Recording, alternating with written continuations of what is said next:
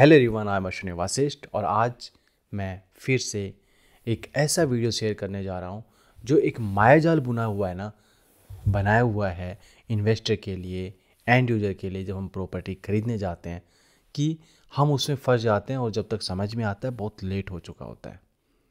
मैं उन्हीं में से मैंने 2 दिन पहले एक वीडियो शेयर किया, आप देखना, बड़ा ज़बरदस्त वीडियो है, बहुत प्यार मिला आप लोगों से, उसके लिए आपका आभारी हूँ।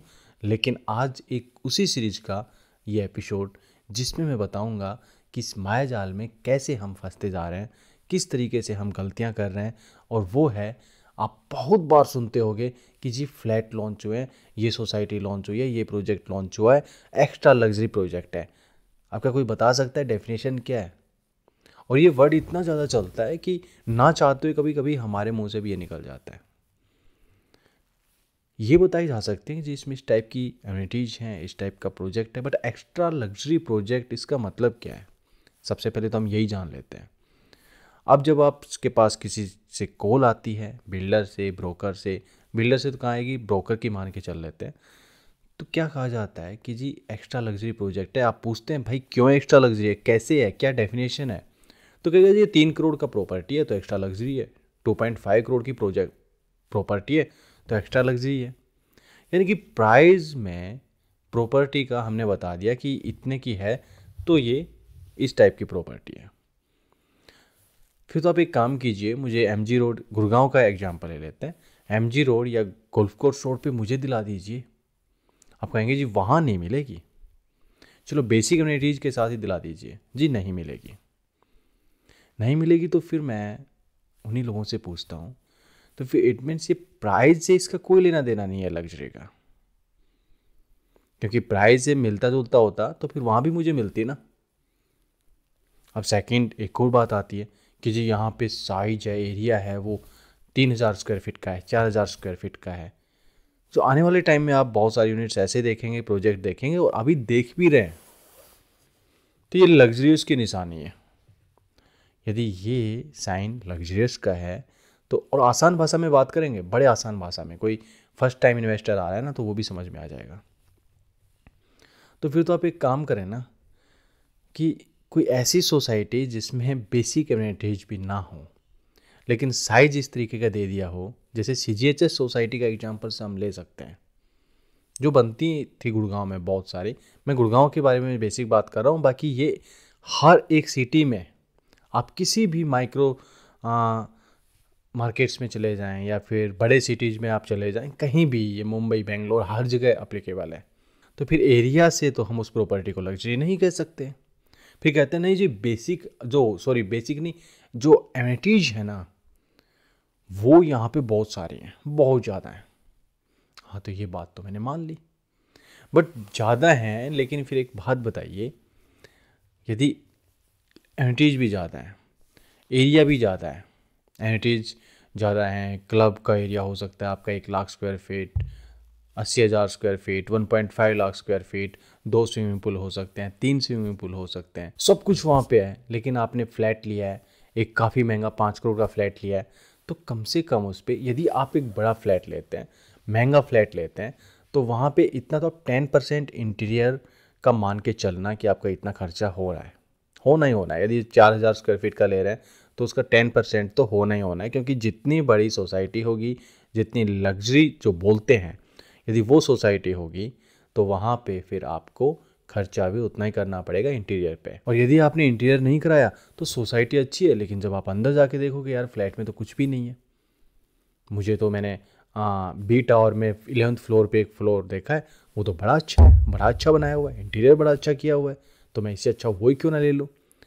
उसने इंटीरियर इतने 50 लाख का कराया हुआ है, वो मुझे डिस्काउंट मिल के 25-30 लाख रुपए में मिल रहा है, तो मैं आपकी प्रॉपर्टी क्यों खरीदूं। इन्वेस्टर फिर फंस गया यार, क्या करें। तो इट मीन्स ये जो सारे रूल्स हैं, सारे मेथड्स हैं, ये तो फेल हो जाते हैं। तो ये तो कोई साइन नहीं है कि लग्जरी क्या है। और लग्जरी है क्या? लग्जरी यार एक अल्टो वाले के लिए ना है ना, अल्टो वाले के लिए ब्रेजा, मारुति ब्रेजा लग्जरी है, और एक मारुति ब्रेजा के लिए BMW X5 लग्जरी हो सकती है, और BMW X5 के ओनर के लिए रोल्स रॉयल्स फैंटम लग्जरी गाड़ी हो सकती है।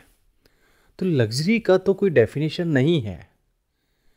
और फिर इन्वेस्ट कर रहे हैं हम वहाँ पे, हम अपनी लाइफ को लग्जरी बनाने के लिए, लग्जरियस लाइफ देने के लिए सब कुछ कर सकते हैं। लेकिन यदि यहाँ पे हम इन्वेस्टमेंट कर रहे हैं और फिर हम ये सब कुछ देख के कर रहे हैं, गलती क्या है मैं आपको यही बता रहा हूँ। आप एक 5 करोड़ की प्रॉपर्टी ले रहे हैं और सिर्फ ये सोच के कि लग्जरी प्रॉपर्टी है, इसका रेट बड़ा जल्दी से बड़ा तेज़ी से बढ़ जाएगा क्योंकि आजकल ज़माना है ना, टाइम है, वो लग्जरी का चल रहा है। तो लग्जरी का जो दिखाने का चल रहा है ना आपको, 95 CR में, 100 CR में, 40 CR में ये प्रॉपर्टी सेल हो रही हैं, भैया गलत नहीं है, हो रही हैं।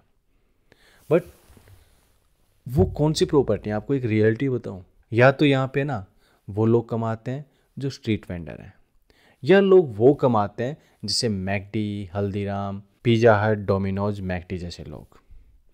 तो यहाँ पे जो बीच वाले लोग हैं ना, वो तो स्ट्रगल कर रहे हैं। कोई 1% है जो फेमस हो जाता है, उसके पीछे हज़ारों लोग अपने स्टॉल खोल के बैठ जाते हैं, बड़े बड़े शॉप खोल के बैठ जाते हैं।